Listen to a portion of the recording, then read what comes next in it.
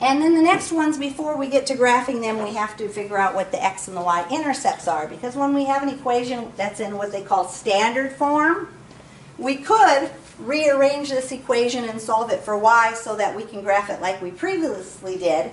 But we can also just do it by finding the x and the y intercepts. When I do the x and the y intercept, what I'm doing is I'm putting 0 in for y to find the x-intercept, and then the 0 in for the x to find the y-intercept. So if I'm going to find the x-intercept, I'm putting 0 in for y. Negative 6x plus 5 times 0 equals negative 15. Well, when I put 0 in for y, that's just going to eliminate that y term.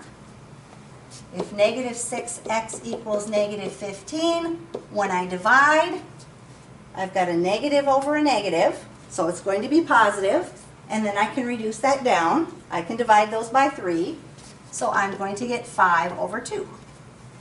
So my x-intercept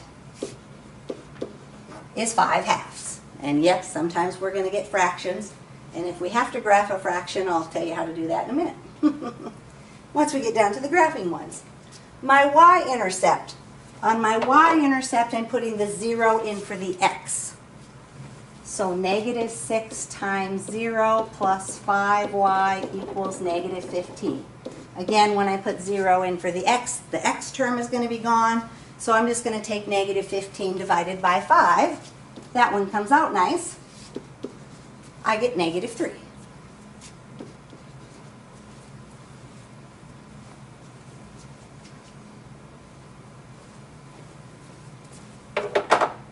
So what I think about here when I do that,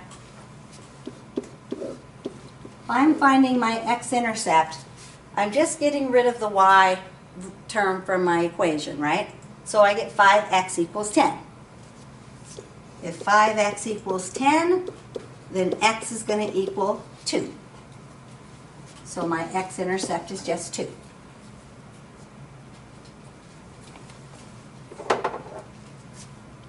If I'm going to do my y-intercept, I'm getting rid of the x term. So the x term is going to be gone from my equation. So negative 6y is going to equal 10. If negative 6y equals 10, that one I'm going to get a fraction. It's going to be negative. 10/6 will reduce down to 5/3.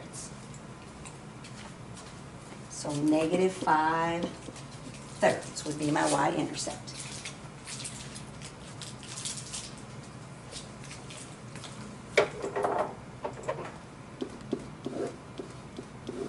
So if I'm going to find my x-intercept on number 15, if I put 0 in for y, what am I going to get for x?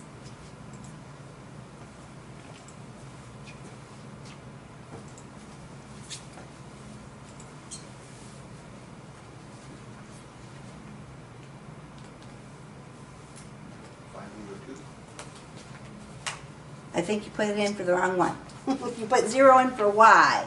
What do you get for x? We get 10 over 7. Right? The y is going to be gone, so we just get 10 over 7. On the other one, and then I write that, 10 over 7.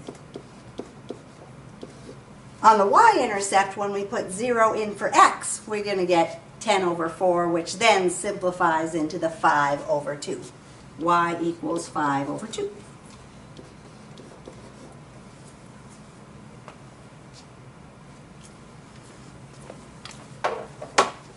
So these first ones here, they're going to tell you what the x-intercept